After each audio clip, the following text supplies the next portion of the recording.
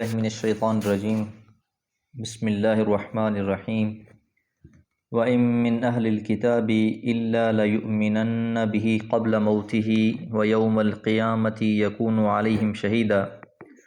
فَبِظُلْمٍ مِّنَ الَّذِينَ هَادُوا حَرَّمْنَا عَلَيْهِمْ طَيِّبَاتٍ أُحِلَّتْ لَهُمْ وَبِصَدِّهِمْ عَنْ سَبِيلِ اللَّهِ كَثِيرًا وَأَخْذِهِمُ الرِّبَا وَقَدْ نُهُوا عَنْهُ وَأَكْلِهِمْ أَمْوَالَ النَّاسِ بِالْبَاطِلِ وَأَعْتَدْنَا لِلْكَافِرِينَ مِنْهُمْ عَذَابًا أَلِيمًا۔ سورۃ النساء آیات 159 سے 161۔ وَإِن مِّنْ أَهْلِ الْكِتَابِ اور نہیں ہے کوئی بھی اہل کتاب میں سے، الا مگر کہ لَيُؤْمِنَنَّ وہ ضرور بضرور ایمان لائے گا، بِہِ ان پر، قبل موتہ اپنی موت سے پہلے۔ اس آیت مبارکہ کے دو مطلب ہیں اور دونوں درست معلوم ہوتے ہیں۔ پہلا یہ کہ یہود و نصارہ کا ہر شخص اپنے مرنے سے پہلے حضرت عیسیٰ علیہ السلام کی نبوت اور ان کے آسمانوں پر اٹھائے جانے پر ایمان لے کر آئیں گا، مگر یہ اس وقت کی بات ہے جب موت سامنے آ جائے، جیسا کہ فرعون نے مرتے وقت ایمان لے آیا، مگر اس وقت ایمان لانے کا کوئی فائدہ نہیں ہوگا۔ اور دوسرا مطلب یہ ہے کہ جب حضرت عیسیٰ علیہ السلام قیامت کے قریب عادل حاکم کی صورت میں اتریں گے اور دجال اور دوسرے تمام کفار سے جہاد کریں گے، تو ان کی موت سے پہلے تمام دنیا میں اسلام غالب ہو جائے گا۔ یہود و نصارہ یا تو مقابلے میں قتل ہو جائیں گے یا اسلام لے آئیں گے۔ عیسیٰ علیہ السلام صلیب کو توڑ دیں گے،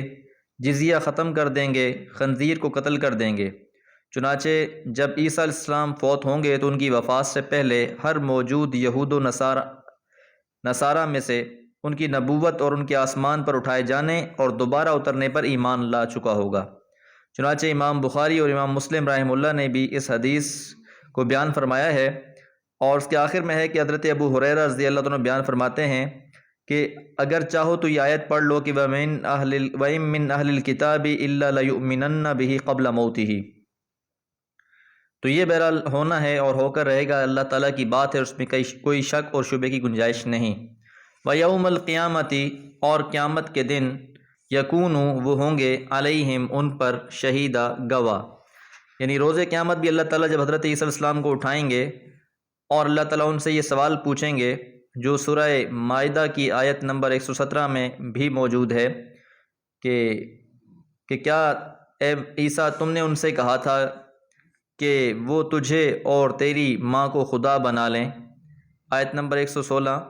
جس میں یہ الفاظ آئے ہیں، وَإِذْ قَالَ اللَّهُ يَا عِيسَى ابْنَ مَرْيَمَ، جب کہیں گے اللہ تعالیٰ اے عیسیٰ بن مریم، أَأَنْتَ قُلْتَ لِلنَّاسِ، کیا تم نے کہا تھا لوگوں سے، اتخذونی کہ بنا لو مجھے، وَأُمِّيَ اور میری ماں کو، الہین دو خدا، من دون اللہ اللہ کے علاوہ۔ تو اب یہ بات جب کہی جائے گی تو قال سبحانک، تو وہ کہیں گے اللہ تو پاک ہے، ما یکون لی نہیں ہے میرے لیے، ان اقول کہ میں کہوں، ما لیس لی بحق جس بات کا مجھے حق نہیں ہے، ان کنت قلتہ اور اگر میں نے اس بات کو کہا ہوتا، فقد علمتہ تو پھر یقیناً آپ اس کو جانتے ہیں، تعلم ما فی نفسی آپ جانتے ہیں جو میرے نفس میں ہے، ولا اعلم ما فی نفسک اور میں نہیں جانتا جو آپ کے دل میں ہے، انک انت العلی علام الغیوب اور یقیناً آپ خوب غیب کی خبروں کو جاننے والے ہیں۔ تو بہرحال یہی وہ بات ہے جس کی طرف یہاں بھی اشارہ کیا جا رہا ہے کہ روز قیامت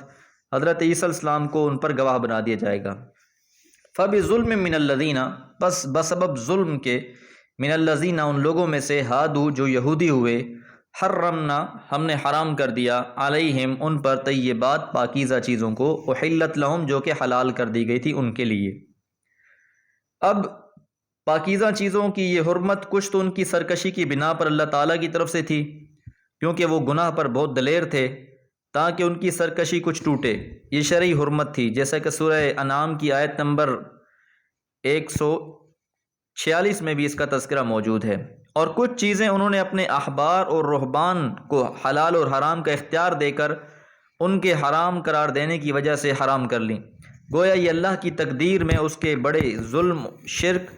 اور احبار اور رہبان کو رب بنانے کی طرف بھی اشارہ کہ سزا کے طور پر حرام ہوئی، جیسا کہ اب مسلمانوں میں بھی بہت سی چیزیں ایسی ہیں جن کی حرمت کا ذکر کر دیا جاتا ہے، حالانکہ ان کو اللہ تعالیٰ نے حلال کیا ہوا ہے، اور بہت سی چیزوں کو جو اللہ نے حرام کیا ہوا ہے لوگ حلال قرار دے دیتے ہیں،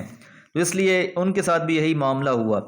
وَبِصَدِّهِمْ اور ان کے روکنے کی وجہ سے عن سبیل اللہ، اللہ کے راستے سے، کثیرہ بہت زیادہ، تو اللہ کے راستے سے روکنے کی وجہ سے بھی بہت سی چیزیں ان پر حرام کر دی گئی۔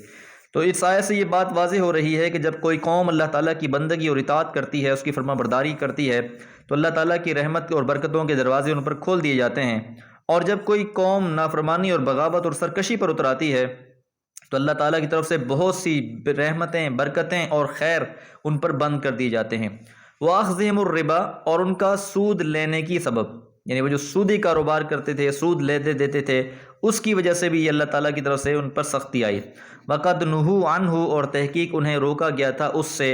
وَأَكْلِهِمْ اور انہیں منع کیا گیا ہے اموال الناس لوگوں کے مال کھانے سے بھی، وَأَكْلِهِمْ اور ان کا کھانا اموال الناس لوگوں کے مالوں کو بالباطل باطل طریقے سے۔ تو بہرحال سود کی بھی حرمت تورات کے اندر بھی موجود، قرآن کے اندر بھی موجود، پچھلی قوموں میں بھی حرام تھا اور ہماری اس امت پر بھی حرام کر دیا گیا ہے۔ پچھلی قوموں نے بھی اس کی حرمت کو پامال کیا، اور آج امت مسلمہ بھی اس کی حرمت کو پامال کر رہی ہے، اور اسے آج ناجائز اور غلط طریقوں سے استعمال کر رہی ہے، کھا رہی ہے، اس کے مختلف نام رکھ کر اسے استعمال کر رہی ہے، اور لوگوں کے مال کھائے جا رہے تھے۔ یہ بھی ایک ظلم تھا جس کی وجہ سے اللہ تعالیٰ نے ان سے رحمتیں اور برکتیں روک لی۔ وَأَعْتَدْنَا اور ہم نے تیار کر رکھا ہے لِلْكَافِرِينَ انکار کر دینے والوں کے لیے، منہم ان میں سے، عذاباً عذاب علیما دردناک، کہ جو لوگ بھی نافرمانیاں کرنے والے ہیں، سرکشی اور بغاوت کرنے والے ہیں، بالآخر ان کے لیے سخت ترین عذاب ہے۔ چاہے وہ پچھلی قوم کے لوگ تھے، انہوں نے نافرمانیاں کی ہیں، یا آج ہماری قوم میں سے کوئی نافرمانیاں کریں گے تو ان کے لیے بھی یہی معاملہ ہوگا۔ اللہ سے دعا ہے اپنی بندگی اور نبی مہربان کی اطاعت کرنے کی توفیق عطا فرمائے۔ وما علیہ الا البلاغ۔